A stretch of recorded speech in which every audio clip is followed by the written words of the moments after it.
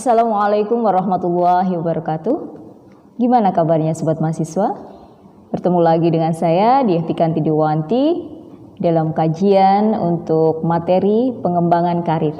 Dan pengembangan karir ini merupakan bagian dari materi mata kuliah manajemen sumber daya manusia. Sobat mahasiswa, sebelum kita masuk pada kajian materi, harapannya nanti dari pemaparan materi ini, rekan mahasiswa bisa untuk lebih mengeksplor lagi terkait dengan bagaimana pengembangan karir ditinjau dari berbagai sudut pandang dan lebih dikaji lagi melalui riset yang bisa untuk dijadikan pemantik teman-teman mahasiswa dalam berdiskusi, baik di kelas online ataupun dalam ruang kelas offline. Nah, pengembangan karir menjadi satu kajian yang sangat menarik karena ini merupakan satu materi yang khas dengan kekinian. Oke, kita mulai dengan materi pengembangan karir.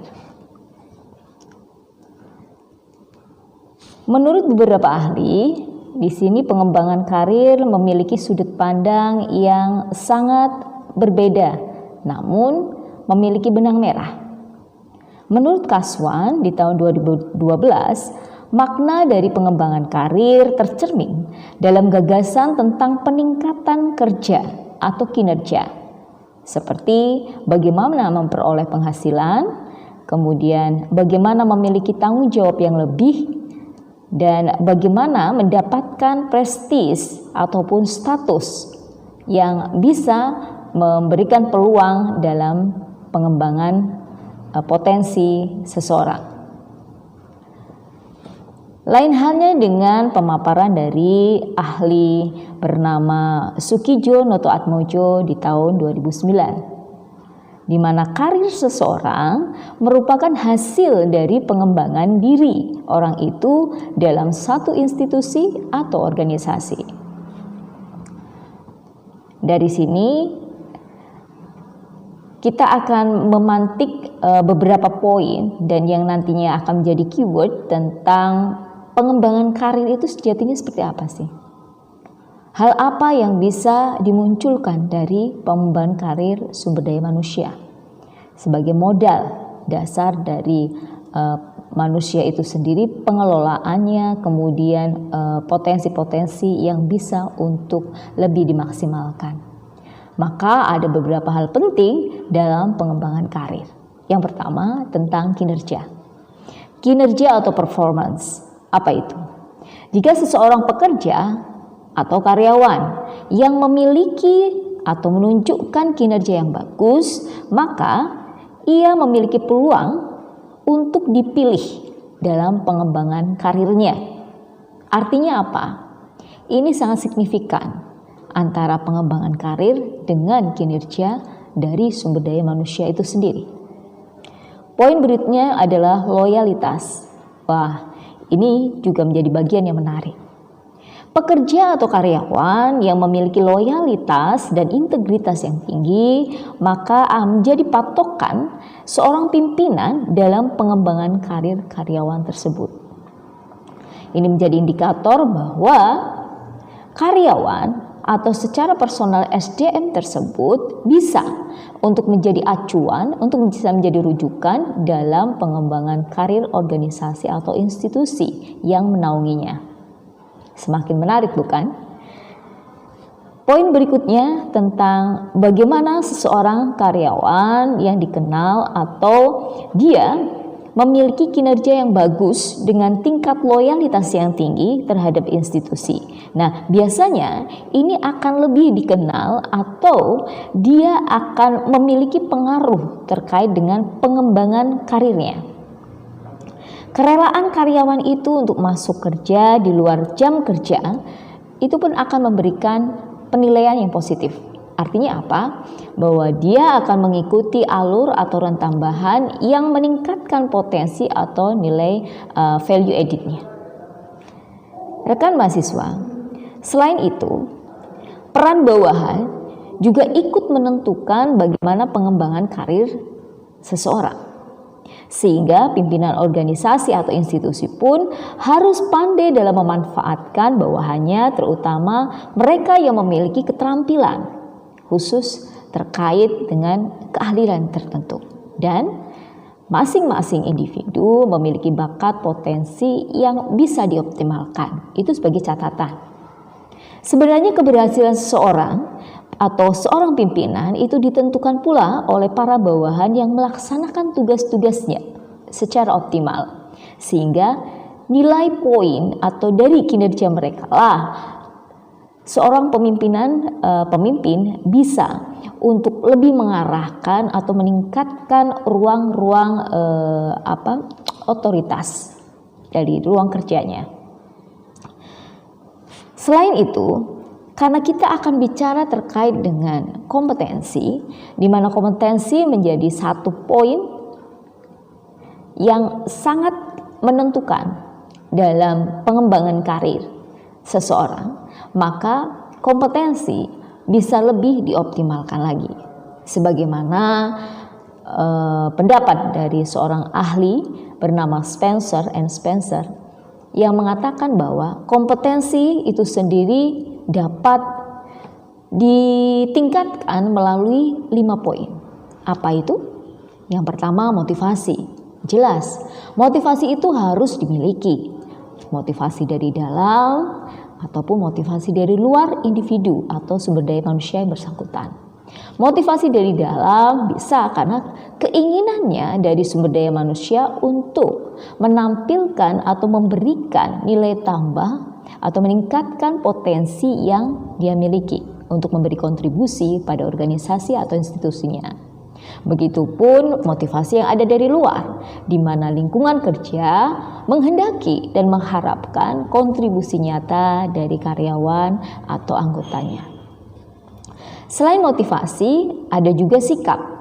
Sikap atau attitude itu sebagai pokok aktualisasi nyata seorang individu atau sumber daya manusia yang bisa meningkatkan kinerjanya.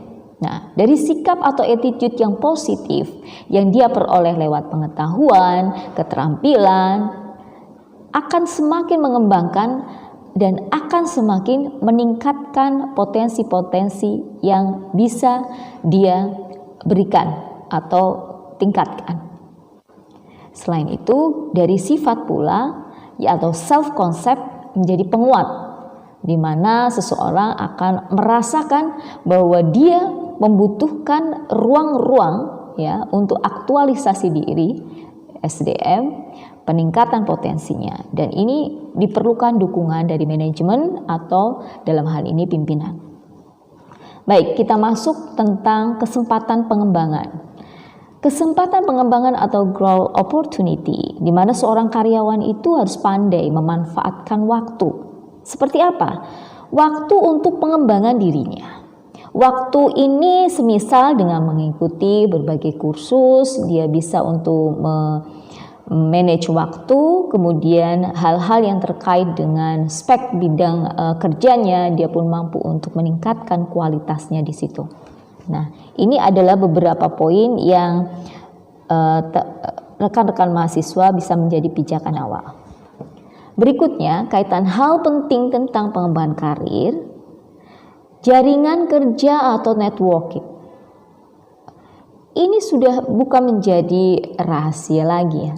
Jadi sudah menjadi rahasia umum. Karena apa? Karena dengan jaringan atau jejaring kerja, kontak pribadi dalam membangun interaksi itu akan semakin luas. Kontak pribadi dalam jaringan kerja melalui asosiasi misalnya, asosiasi profesi atau sejenisnya akan memberi peluang yang besar dalam identifikasi suatu peluang pekerjaan untuk lebih baik lagi. Poin berikutnya kaitannya dengan pengembangan karir. Ada hal-hal yang perlu diketahui oleh sumber daya manusia atau personil dari atau individu itu sendiri. Apabila organisasi tempat di mana dia bekerja atau institusi yang tidak menghendaki dia untuk meningkatkan potensi-potensinya, bahkan dia merasakan keterbatasan atau adanya pembatasan atau keterkekangan yang menjadikannya tidak nyaman dan tidak membuka ruang-ruang kesempatan itu, maka akan cukup besar kemungkinan untuk terjadinya resign. Resign di sini atau pengunduran diri ini menjadi sesuatu yang wajar apabila seseorang tidak mendapatkan ruang-ruang itu. Sehingga apa? Sumber daya manusia perlu untuk mencapai karir atau tujuannya dengan dia memplanning, dia mendapatkan akses, dia mendapatkan kesempatan atau peluang dari lingkungan sekitarnya, termasuk manajemen dalam hal ini otoritas, pimpinan dan sebagainya. Dan berikut ini salah satu hal poin tambahan juga terkait dengan pengalaman internasional. Semisal pengalaman internasional dari seorang karyawan atau individu akan memberi peluang pertumbuhan yang penting dalam sebuah institusi atau organisasi. Artinya apa? Salah satu syarat untuk menduduki posisi biasanya karena jejaring atau karena adanya dukungan dari luar. Nah, posisi inilah yang akan menguatkan dalam pengembangan karir seseorang. Rekan mahasiswa, selain dari ragam hal-hal penting tadi, maka ada beberapa poin di sini terkait dengan apa sih manfaat dari pengembangan karir. Nah, ini juga nanti akan dijadikan pemantik buat rekan-rekan semua untuk mencari kira-kira hal apa yang menjadi fenomena di masyarakat yang bisa kita lihat, bahkan kita mungkin ikut rasakan dan pernah itu kita alami terkait manfaat pengembangan karir. Manfaat pengembangan karir yang pertama, karyawan akan lebih mengenal dirinya atau mengenal diri sendiri. Dia akan mengukur sejauh mana potensi dan keterbatasan kemampuan yang dia miliki. Sehingga apa? Peluang-peluang dia untuk mengikuti kegiatan tambahan, kursus, pelatihan, ataupun untuk pengembangan dirinya akan semakin membuka dia lebih percaya diri untuk semakin meningkatkan potensi-potensi yang dimilikinya. Nah, itulah manfaatnya. Selain itu, relasi atau jejaring yang kita sebutkan sebelumnya itu akan semakin berkembang. Itulah manfaat dari pengembangan karir. Sehingga apa? Sehingga potensi-potensi yang dimiliki pun akan bisa terbaca atau bisa menjadi satu nilai atau daya tawar dari pihak-pihak luar untuk mengembangkan jejaring atau interaksi atau kerjasama. Nah, ini sangat menguntungkan pastinya. Kemudian kaitannya tentang partisipasi karyawan pun akan meningkat. Bagaimana tidak? Karena di sisi ini karyawan akan ditempa dengan daya tahan dan daya juangnya dalam meningkatkan potensi-potensi dan kemampuan yang dimiliki. Begitupun dalam motivasi kerja akan semakin meningkat. Bagaimana tidak? Karena dengan pengembangan karir, maka peningkatan peluang-peluang bisa didapatkan atau dirasakan. Bagaimana dengan tujuan dan sasaran dari pengembangan karir? Tujuan dan sasaran dari karir ini sendiri adalah posisi atau jabatan tertentu yang dicapai oleh seseorang itu dalam memenuhi satu prasyarat atau kualifikasi yang dibutuhkan dalam pelaksanaan tugas tertentu. Nah, tujuan atau sasaran inilah yang dia ingin capai untuk memenuhi syarat. Kadang-kadang harus memenuhi syarat-syarat yang seringkali di luar dari kemampuannya atau di luar dari hal yang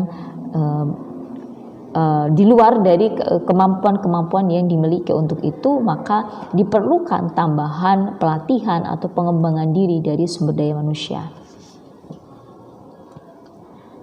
Rekan mahasiswa, sebelum kita close untuk materi, di hari ini saya ingin menyampaikan bahwa tujuan pengembangan karir menurut Handoko ini 3 poin, yakni bagaimana menjamin karyawan yang tidak dipromosikan bahwa mereka masih memiliki nilai dan akan dipertimbangkan untuk melakukan promosi-promosi hingga mereka itu layak atau mampu untuk ditingkatkan karirnya atau jenjang karirnya. Kemudian juga menjelaskan mengapa mereka tidak terpilih dan menunjukkan pula apa kegiatan-kegiatan pengembangan karir yang harus diambil. Artinya menjadi langkah-langkah bahwa dengan tujuan pengembangan karir, karyawan akan semakin potensial untuk meningkatkan kinerjanya atau produktivitasnya.